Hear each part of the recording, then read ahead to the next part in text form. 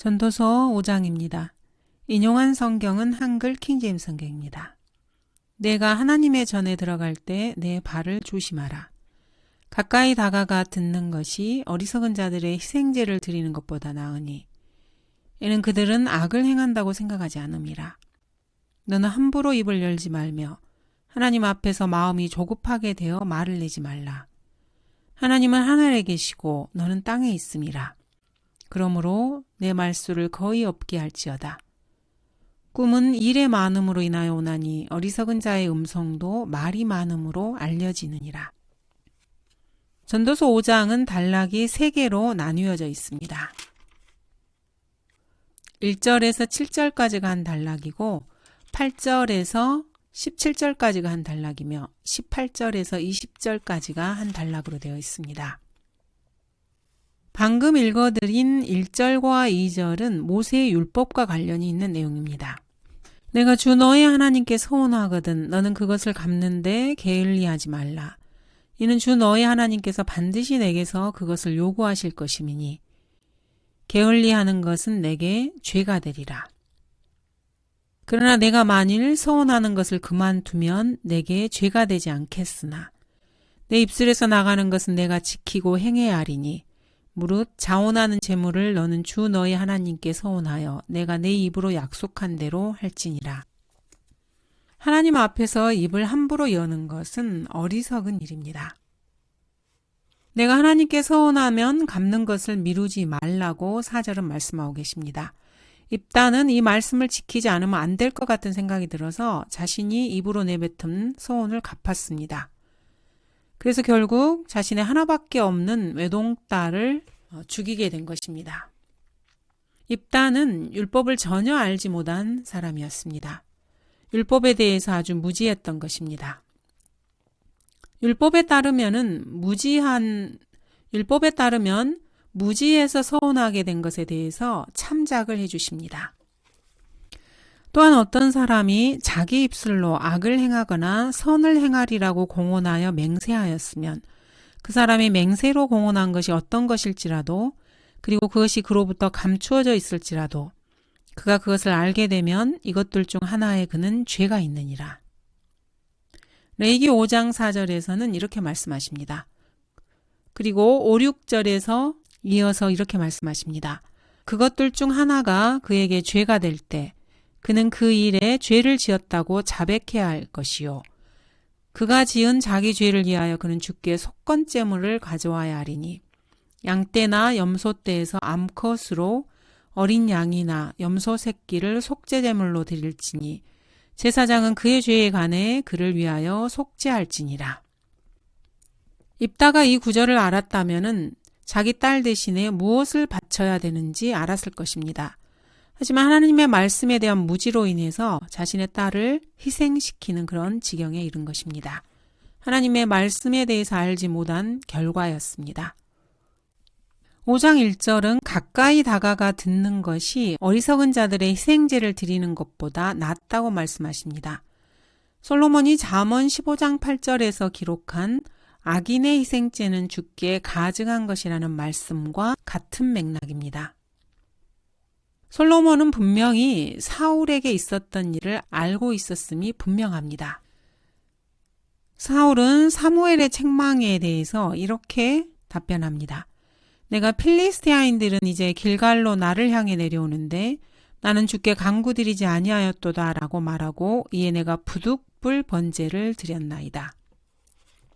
번제를 드리지 않는 것이 더 좋을 때가 있는 것입니다.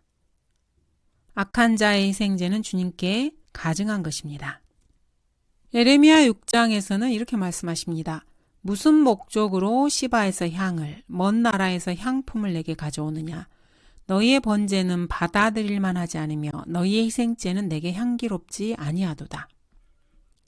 이스라엘 백성에게 주님께서 율법을 정해주셨지만은 합당치 않은 마음으로 주님 앞에 드리는 희생제는 주님께 전혀 향기로운 제물로 받아들여지지 않습니다. 너희의 수많은 희생제물이 내게 무슨 소용이 있느냐? 주가 말하노라.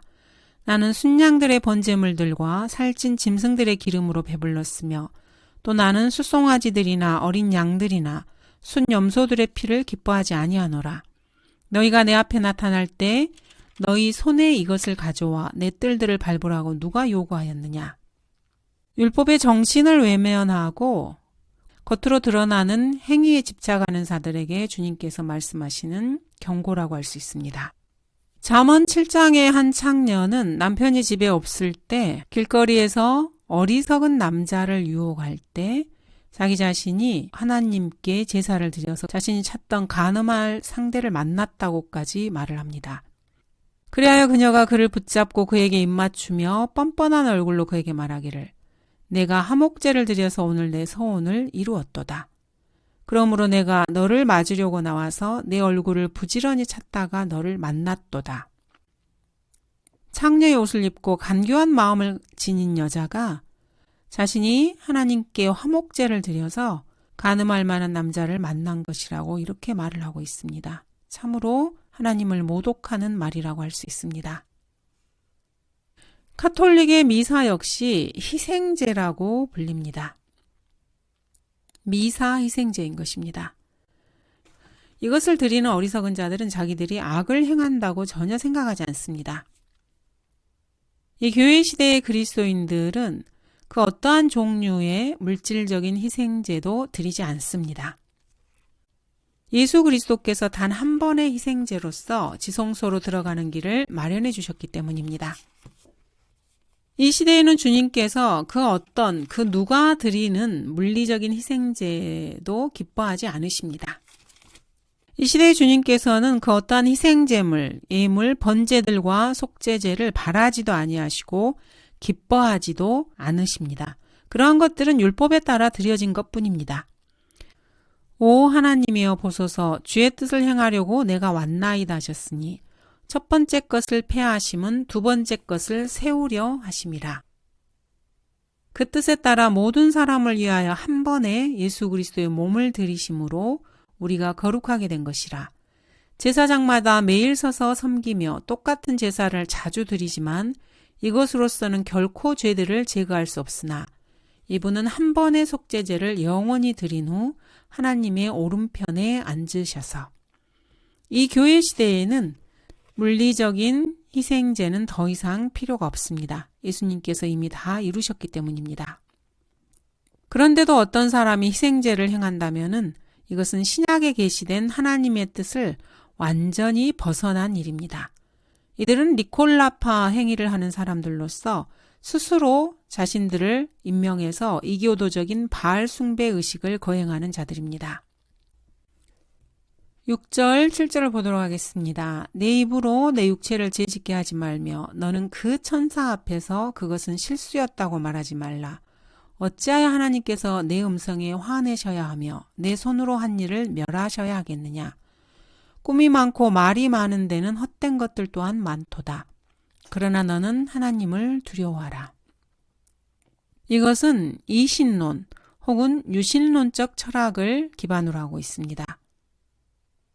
이 신약시대의 그리스도인들은 아프리카 중심부에서 나온 식인 행위의 희생제 의식을 지켜보는 것이 아닙니다.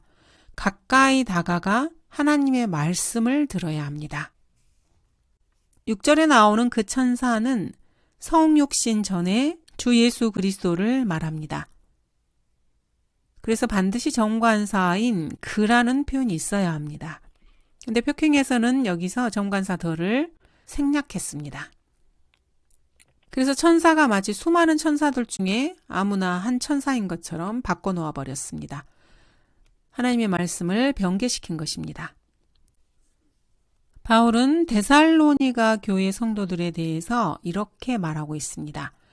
우리가 하나님께 쉬지 않고 감사함은 너희가 우리에게 들은 바 하나님의 말씀을 받을 때 사람들의 말로 받아들이지 아니하고 사실 그대로 하나님의 말씀으로 받았음이니 이 말씀이 믿는 너희 가운데서도 효과적으로 역사하느니라.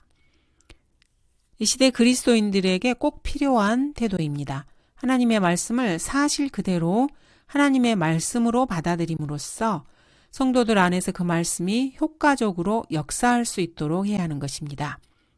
데살로니가 교회 성도들은 이 부분에 있어서는 바울에게 칭찬을 받고 있습니다. 가까이 다가가 하나님의 말씀을 열심히 듣고 상고한 것입니다.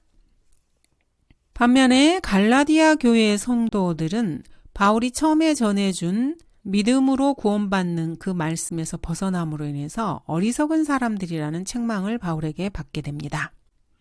오 어리석은 갈라디아 사람들아, 예수 그리스도께서 너희 가운데서 십자가에 못 박히신 채로 너희의 눈앞에 분명히 제시되었는데 너희가 진리에 순종하지 못하도록 누가 너희를 미혹하더냐. 갈라디아 성도들이 미혹당했다고 바울은 그들을 책망하고 있습니다. 내가 너희에게 알고자 하는 것은 오직 이것이니 너희가 율법의 행위로 성령을 받았더냐 아니면 믿음을 들음으로써냐. 당연히 믿음을 들음으로써 성령을 받아 거듭나게 된 것입니다. 근데 거듭난 이후에 율법의 행위를 강조함으로써 이렇게 책망을 받게 된 것입니다. 그리스도인이 율법의 행위를 강조하면은 어리석다는 책망을 받을 수밖에 없습니다. 너희가 그렇게 어리석으냐? 성령 안에서 시작하였다가 이제는 육체로 온전해지려 하느냐? 그리스도인은 결코 육체로 온전해질 수 없는 사람들입니다. 너희가 그처럼 많은 고통을 헛되이 받았느냐? 과연 그것이 헛된 것이더냐? 그러면 너희에게 성령을 전해주고 너희 가운데서 기적들을 행하는 그가 율법의 행위로 하는 것이냐 아니면 믿음을 들음으로 하는 것이냐? 믿음을 들음으로써 성령을 전해 받았는데 행위로 그것을 마무리하고자 하는 갈라디아 성도들이 바울에게 책망을 받고 있습니다. 하나님의 말씀에 귀를 기울이지 않았기 때문에 길에서 벗어난 것입니다. 그런즉 그들이 믿지 아니한 일을 어찌 부르리요? 듣지도 못한 일을 어찌 믿으리요? 전파하는 자가 없이 어찌 들으리요? 믿음은 들음에서 나는 것입니다. 하나님의 말씀을 꾸준히 듣고 상고하고 묵상해야 합니다. 이렇게 가까이 다가가 하나님의 말씀을 듣는 것을 주님께서는 권고하고 계십니다. 함부로 하나님 앞에서 마음이 조급해서 입을 열고 말을 내는 사람은 잠언 29장 20절에서 솔로몬이 한 경고를 무시한 사람입니다. 내가 성급히 말하는 자를 보느냐? 그 사람보다는 어리석은 자에게 오히려 희망이 있느니라 라고 말씀하십니다. 동일한 잠언에서는 이를 듣기도 전에 대답하는 자는 미련하여 수치를 당한다고 말씀하십니다. 내 말수를 거의 없게 할지어다. 신약에서 어울리는 구절은 야고보서 2장의 혀를 조심할 것에 대한 내용이라고 볼 수 있습니다. 그 외에도 베드로전서 3장 10절이 있습니다. 그러므로 생명을 사랑하고 좋은 날들을 볼 사람은 자기 혀를 악으로부터 지키며 자기 입술로 어떠한 교활도 말하지 않게 하라. 성경 곳곳에서는 혀를 조심하라는 말씀으로 가득 차 있습니다. 자기 입과 자기 혀를 지키는 자는 누구나 고난에서 자기 혼을 지키느니라. 고난을 당하고 싶지 않은 사람들은 입과 혀를 조심하면 됩니다. 내가 성급히 말하는 자를 보느냐? 그 사람보다는 어리석은 자에게 오히려 희망이 있느니라. 말이 급한 사람에게는 희망이 없다고 말씀하십니다. 지식이 있는 자는 말을 삼가며 명철한 사람은 뛰어난 영을 가졌느니라. 즉, 말이 많은 사람은 지식이 없다는 말입니다. 여러분 주위에 지나치게 말이 많은 사람이 있다면 조심하는 것이 좋을 것입니다. 증오를 숨기는 자는 거짓말하는 입술을 가졌으며 참소하는 자는 어리석은 자니라. 시편에서도 동일한 말씀을 하십니다. 어리석은 자는 주의 목전에 서지 못하리이다. 주께서는 죄악을 행하는 모든 자들을 미워하시나이다. 주께서는 거짓말하는 자들을 멸하시며 주께서는 피 흘리는 자와 속이는 자를 미워하실 것이나 라고 말씀하고 계십니다. 거짓말과 다른 사람을 속이는 것, 미혹하는 것, 이 모든 것들이 사실은 입으로 이루어지는 일들입니다. 적그리스도의 영이 바로 개구리의 영이고 입에서 나오는 것입니다. 거짓 선지자들의 입에서 나오는 것입니다. 성경 곳곳에서는 입을 조심하라는 말씀이 참으로 많이 있습니다. 7절은 꿈이 많고 말이 많은 데는 헛된 것들 또한 많다고 말씀하십니다. 거짓된 꿈을 꿀 수도 있습니다. 구약에서 선지자들과 점쟁이들이 이스라엘 민족을 속이며 그들이 꾼 꿈으로 사람들을 속이기도 했습니다. 에레미야서 29장에서는 이렇게 말씀하십니다. 만군의 주 이스라엘의 하나님이 이같이 말하노라. 너희 가운데 있는 너희의 선지자들과 너희의 점쟁이들로 너희를 속이지 않게 하고 너희가 꾼 꿈들에도 경청하지 말라. 이 시대에도 자기가 하나님에게서 뭔가를 받았다고 주장하는 많은 사람들이 있습니다. 유튜브에 나와서 자신이 꾼 꿈들로 사람들을 미혹하는 자들이 많이 있는 것입니다. 이런 꿈들에 경청하지 말라고 주님께서는 심지어 구약에서도 말씀하십니다. 빌라도의 아내도 꿈으로 고통을 받았습니다. 파라오는 2번 꿈을 꾸었고 느부갓네살은 약 20년 간격으로 2번 꿈을 꿉니다.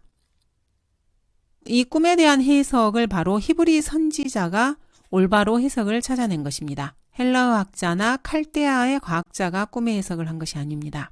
하나님께서는 밤에 꿈속에서 아비멜렉에게 나타나셨고 성경이 완성되기 전에는 하나님께서 이런 식으로 자신을 종종 계시하시기도 하셨습니다. 구약 성경에 나오는 꿈과 관련된 이야기를 몇 가지 살펴보도록 하겠습니다. 민수기 12장 6절입니다.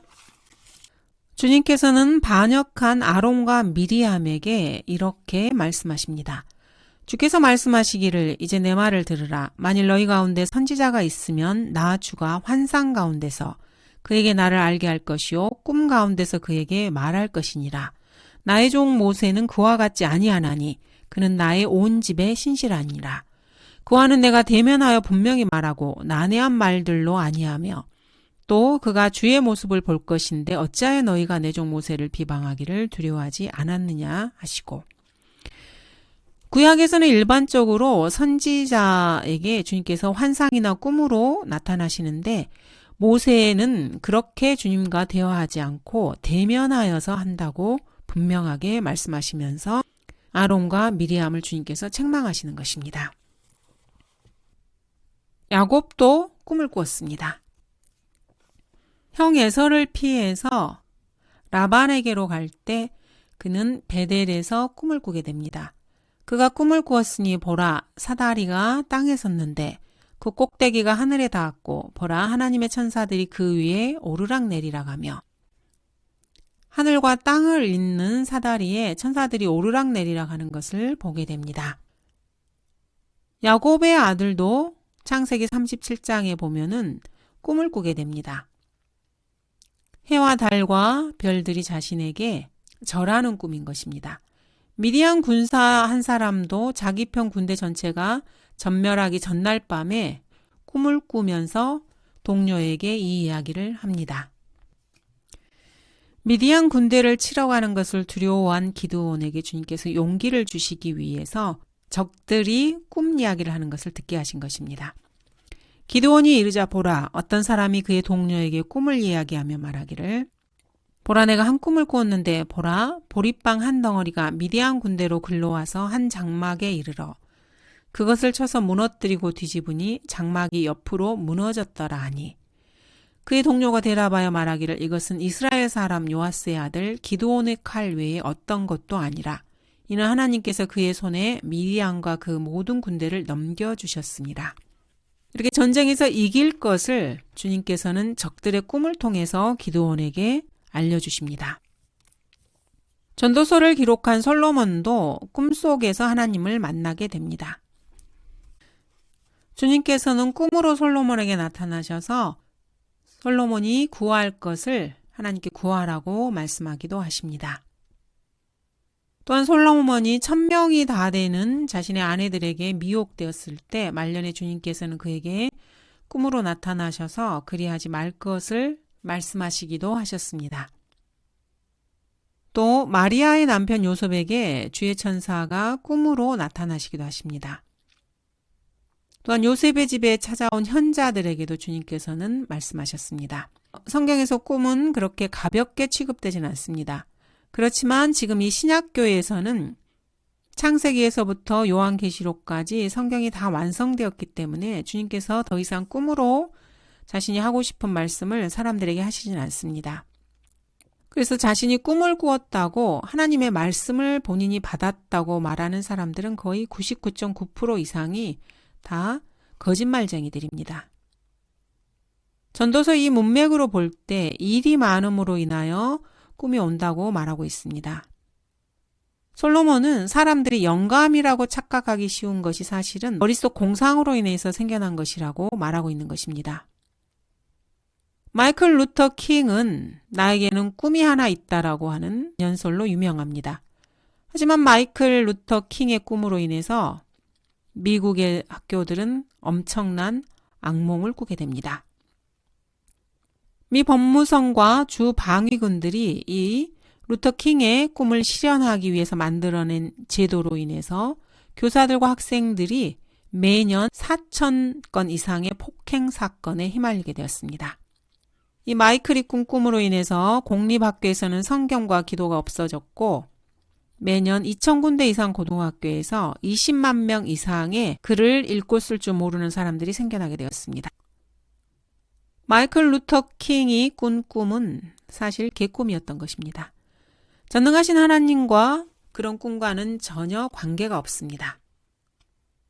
전도서에 나오는 꿈은 서원을 하는 자 혹은 희생을 드리는 자가 자기 마음에 품은 어떤 것입니다. 그리고 자기 자신이 실현되기를 바라는 것이라고 할 수 있습니다. 내가 그 선지자들이 말하는 바를 들었는데 내 이름으로 거짓들을 예언하여 말하기를 내가 꿈을 꾸었도다. 내가 꿈을 꾸었도다 하는도다. 거짓 선지자들이 하나님으로부터 온 꿈을 꾸었다고 사람들에게 거짓을 말하면서 사람들을 미혹하고 있는 것입니다. 예나 지금이나 사탄의 방식은 동일합니다. 이 시대의 사람들이 꿈을 많이 꾸는 것은 사실 활동을 많이 해서 그렇습니다. 생각이 많아서 꿈을 꾸는 것입니다. 특히 육체 노동을 하지 않는 사람들, 몸을 움직이지 않고 생각만 하는 사람들에게 꿈이 많습니다. 정신적 노동을 하는 사람들, 또 감정적 노동을 하는 사람들은 악몽을 많이 꾸기에 마련입니다. 성경적으로 말하자면 현대의 꿈에 대한 해석은 그것이 무엇이든지 간에 성경과 일치하는 해석이어야만 합니다. 4절부터 다시 한번 보겠습니다. 내가 하나님께 서원하면 갚는 것을 미루지 말라.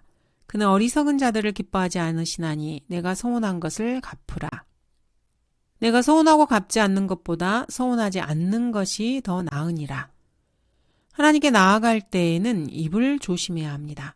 함부로 서원해서는 안 되는 것입니다.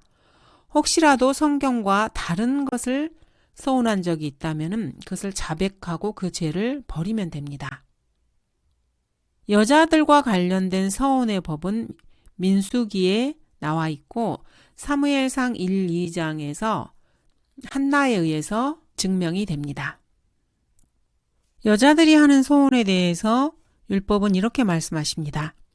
또 어떤 여자가 어려서 자기 아비 집에 있을 때 주께 서원하여 스스로를 속박에 묶기로 하였는데 그 아비가 그녀의 서원과 그녀가 자기 혼을 묶어 놓은 속박을 듣고서도 그녀에게 잠잠하면 그녀의 서원은 유효하며 그녀가 자기의 혼을 묶기로 한 모든 속박도 유효하니라. 그러나 그녀의 아비가 듣는 날에 그녀에게 허락하지 않으면 그녀의 어떤 소원들이나 혼을 묶은 그녀의 속박들도 유효하지 않을 것이니 그녀의 아비가 그녀에게 허락하지 아니하였으므로 주께서 그녀를 용서하시리라. 결혼 전의 여자들의 소원은 그 아버지의 허락이 있어야 유효합니다. 아버지가 자신의 딸의 소원을 허용할 권한이 있는 것입니다. 또 남편이 그 아내의 소원을 통제합니다. 심지어 과부가 소원했을 때조차도 죽은 남편이 살아있는 동안에 소원을 했다면 남편이 그것에 대해서 어떠한 반응을 했는지에 따라서 소원의 유효 여부가 결정되는 것입니다. 이러한 이유로 인해서 하나님께서는 반여성 인권운동과 반여성 해방운동과 남성 우월주의적인 성차별주의자로 세상 사람들의 눈에 비치는 것입니다. 헤롯과 같은 경우에는 배꼽춤을 춘 소녀에게 맹세를 잘못함으로 인해서 자신의 그 입술의 말로 죄를 짓게 됩니다. 자신과 결혼한 헤로디아의 딸이 춤을 추어서 자신과 주위 사람들을 기쁘게 하자 소녀에게 무엇이든지 원하는 것을 구하라고 합니다. 이 소녀는 자신의 어미에게 가서 무엇을 구해야 될지 물었고 그 어미가 침례인 요한의 머리를 달라고 합니다. 왕은 아주 난처한 상황에 처하게 된 것입니다. 하지만 자기가 맹세했고 자기와 함께 앉아있는 사람들이 그것을 다 지켜보고 있었기 때문에 그 소녀의 청을 거절할 수 없는 상황이 된 것입니다. 그렇게 해서 요한의 머리가 쟁반에 담아져 오게 된 것입니다. 맹세를 잘못해서 죄 많은 헤롯은 그 많은 죄들 가운데 또 하나의 죄를 더하게 된 것입니다. 그러므로 자신의 입을 주의함으로써 죄를 삼가는 것이 마땅합니다. 5장 6절에 나오는 그 천사는 출애굽기 23장 20절에 그 천사일 가능성이 높습니다. 보라, 내가 한 천사를 내 앞에서 보내어 길에서 너를 지키게 하고 내가 예비한 곳으로 너를 인도하게 하리라. 이스라엘 백성을 인도한 천사는 군대 대장인 주 예수 그리스도이십니다. 혹은 이중적으로 적용을 해서 주의 천사의 현현이라고 할 수 있는 레위지파 제사장을 나타낸다고 볼 수 있습니다. 출애굽기 22장 28절에서는 너는 신들을 욕하지 말며 내 백성의 치리자들을 저주하지 말라고 말씀하십니다. 한글 킹제임스 성경에 대해서 파괴적으로 비평을 하는데 시간을 보내는 사람들이 주장하는 것들은 참으로 우스꽝스럽습니다. 흠정력이나 표준력을 믿는 사람들은 하나님의 말씀을 버린 배교자들입니다. 한글 킹제임스 성경이 가장 정확합니다. 한글 킹제임스 성경에 나와 있는 단어들이 부정확하다고 주장하는 사람들은 성령님의 인도함을 받지 못하고 자신들의 생각으로 이러쿵저러쿵 의견들을 내놓습니다. 심지어는 돌들을 모으는 것이 결혼을 뜻하는 것이라고 말하는 자들도 있습니다. 전도서 3장 5절에 나오는 돌들을 모으는 것 말입니다. 현대인들이 많이 사용한다고 하는 리빙 바이블의 경우에는 로마 카톨릭의 미사 희생제를 성경의 공격에서 보호하기 위해서 전도서 5장 1절에 나와 있는 희생제라는 단어를 삭제하기도 합니다. 또 베드로전서 5장 13절에서는 베드로를 바벨론이 아니라 로마로 이동시키기도 합니다. 그렇지만 그 단어들은 모두 히브리어 본문에 들어있는 단어들입니다. 수많은 배교자들이 전도서 3장에서부터 전도서 5장 6절 사이에 하나님께서 존중하시는 본문의 내용들을 100군데 이상을 고쳐야 한다고 주장하기도 합니다. 8절입니다. 내가 어느 지역에서 가난한 자를 압제함과 공의와 정의를 심하게 왜곡시키는 것을 볼지라도 그 일을 이상히 여기지 말라. 가장 높은 자보다 더 높은 이가 지켜보시며 그들보다 더 높은 이가 있음이라. 이 말씀은 땅 위에서 흔하게 벌어지는 일들을 세 가지로 말하고 있습니다. 이 땅의 모든 나라에서 세 가지 아주 잔혹한 일들이 일상적으로 벌어지고 있습니다. 성경을 믿지 않는 사람들은 이러한 사실을 믿는 것을 어려워할 것입니다. 첫 번째로 지속적으로 가난한 자들을 압제합니다. 두 번째는 재판이 심하게 왜곡된다는 것입니다. 세 번째는 정의가 심하게 왜곡된다는 것입니다. 이 세 가지 범죄는 모두가 다 비나 바람처럼 아주 일상적이면서도 지속적입니다.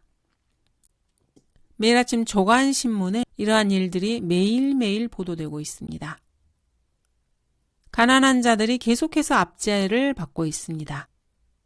부익부 빈익빈이라는 말이 있습니다. 성경은 부자와 가난한 자가 함께 만나거니와 그들 모두를 지으신 분은 주시라고 말씀하십니다. 하지만 세상은 돈이 곧 힘이기 때문에 사람들은 돈이 없으면 무력감을 느끼게 됩니다. 성경도 재물은 많은 친구를 만드나 가난한 자는 자기 이웃으로부터 나뉜다고 말씀하십니다. 가난한 자는 그의 모든 형제들에게도 미움을 받거늘 하물며 그의 친구들이야 얼마나 더 멀리하겠느냐. 그가 쫓아가며 사정할지라도 그들은 그에게서 떠나가느니라. 돈이 없는 사람들은 사람들에게 무시를 당합니다. 부자의 재물은 그의 견고한 성읍이요 가난한 자들의 패망은 그들의 빈궁이니라. 빈궁함으로 패망하게 되는 것입니다. 사람들이 가난한 이유에는 여러 가지가 있습니다. 때로는 일하고 싶어 하지 않기 때문에 가난하기도 합니다. 또는 일할 수 없기 때문에 가난해지기도 합니다. 혹은 많은 경우에 만성적으로 앓는 질병이나 장애로 인해서 가난해지기도 합니다. 또는 백만장자라 해도 파산시킬 만한 어마어마한 병원비 청구서로 인해서 가난해지기도 합니다. 혹은 국세청이나 마피아가 여리고로 가는 길에서 그 사람이 저축한 것을 다 빼앗고 그 사람을 반쯤 죽은 채로 내버려 두기 때문에 가난해지기도 합니다. 혹은 탕자처럼 돈을 헤프게 쓰고 하나님과 자신의 조상으로부터 받은 재산을 허비하기 때문에 가난하게 되기도 합니다. 많은 경우에 있어서 변호사가 사람들을 빈털터리로 만들기도 합니다. 순진한 사람들이 소송 비용과 변호사 비용을 대기 위해서 자신의 재산을 바치기도 합니다. 이렇게 도둑맞은 돈은 무수히 많습니다. 때로는 사람들이 자기가 번 돈을 다룰 줄 모르고 예산을 짤 줄 모르기 때문에 가난하게 되기도 하고, 혹은 방금 말한 여러 이유들이 복합적으로 작용해서 가난해지기도 합니다. 때로는 인색해서 기쁨으로 드리지 않기 때문에 가난하게 되기도 합니다. 그리스도인에게 있어서 돈과 관련된 성경적 원칙은 이렇습니다. 그러나 내가 이것을 말하노니 적게 심는 자는 적게 거두고 넉넉하게 심는 자는 넉넉하게 거둔다는 것이라. 각 사람은 미리 마음속에 정한 대로 할 것이요 인색함이나 억지로는 하지 말아야 하리니 하나님께서는 기쁨으로 드리는 자를 사랑하심이니라. 하나님께서는 너희에게 모든 은혜를 넘치게 하실 수 있나니 모든 것을 언제나 너희가 필요한 대로 가질 수 있게 하심으로 모든 선한 일에 넘치게 하시려는 것이라. 아낀다고 해서 무조건 돈이 모이는 것은 아닙니다. 돈과 관련된 성경적 원칙은 이렇습니다. 주라, 그리하면 너희가 받으리니 사람들이 후히되어 꼭꼭 누르고 잘 흔들어서 넘치게 하여 너희 품에 안겨주리라. 이는 너희가 남에게 되어주는 그 말로 너희가 되어받게 될 것이기 때문이라. 가난하게 되는 데는 수많은 이유가 있습니다. 하지만 그리스도인 같은 경우에 주님 앞에 풍족하게 드리는 자를 주님께서 결코 가난하게 내버려 두지 않으십니다. 가난함과 극빈 수준의 생활을 보면은 그 가장 보편적인 원인이 이런 것들과는 거의 상관이 없습니다. 어떤 사람들은 사람들이 당하는 모든 재난의 원인을 칼 마르크스가 주장하는 재산 분배 이론에서 찾으려고 하기도 합니다. 그렇지만 제3세계 국가들이라고 부르는 그러한 나라들이 이 세상에 생겨나는 이유는 보편적으로 인류가 10계명의 두 번째 계명을 거부하기 때문에 그렇습니다. 너는 어떤 색인 형상도 내게 만들지 말고 또한 위로 하늘에 있는 것이나 아래로 땅에 있는 것이나 땅 아래 물에 있는 것의 어떤 모습이든지 만들지 말며 너는 그것들에게 절하지 말고 그것들을 섬기지 말지니라. 이는 나 주 너의 하나님은 질투하는 하나님이니 나를 미워하는 자들의 3, 4대까지 그 조상들의 죄악을 그 자손들에게 미치게 하고. 우상 숭배자들로 가득한 나라가 하나님의 축복을 받지 못하고 최빈국으로 떨어지는 이유입니다. 땅 위의 모든 로마 카톨릭 국가에 있는 로마 카톨릭 교회들의 모든 로마 카톨릭 교리 문답서에서는 이 계명이 10계명 중에서 완전히 제거되었습니다. 왜냐하면 로마 카톨릭은 우상을 숭배하는 자들이기 때문입니다. 빈털터리가 되었고 앞으로 계속 빈털터리로 남아있게 될 모든 나라들은 다음과 같은 것들에 동참하는 나라들입니다. 첫 번째, 로마 카톨릭에 참여합니다. 조각상들과 형상들을 숭배하는 것입니다. 두 번째는 힌두교를 숭배하는 것입니다. 말 그대로 수백만 개의 각종 신들과 그것을 나타내는 조각상들을 숭배하는 것입니다. 세 번째는 애니미즘을 숭배하는 나라들입니다. 부두교의 주술사들과 그 숭배 도구로 조각상과 인형 등을 사용합니다. 그 다음은 공산주의자들입니다. 이 공산주의 사상에서는 하나님이 완전히 제거되었습니다. 영적인 신이 전혀 존재하지 않고 모든 신들은 물질적인 것, 즉 우상이 됩니다. 하나님 대신에 정부가 최종 권위를 행사하게 됩니다. 무산계급이라고 하는 민중의 독재를 가장해서 소수의 상류계급 집단이 독재 정치를 하고 결국에 국가를 파산으로 이끄는 것입니다. 미국이나 한국이 제3세계 국가가 되지 않은 이유는 하늘의 여왕을 숭배하는 교황의 유럽 공동체가 아직까지 의회를 장악하지 못했기 때문입니다. 그것이 첫 번째 이유이고, 두 번째 이유는 그나마 아직도 성경을 믿고 기도에 시간을 쏟는 그런 사람들이 일부 있기 때문에 그렇습니다. 미국이 지금까지 민주주의 비슷한 것을 유지한 요인은 이 두 가지 이유 때문입니다. 하나님께서는 하나님을 팔아서 우상들을 사고 우상을 숭배하는 그런 민족들을 파산시키십니다. 감사합니다.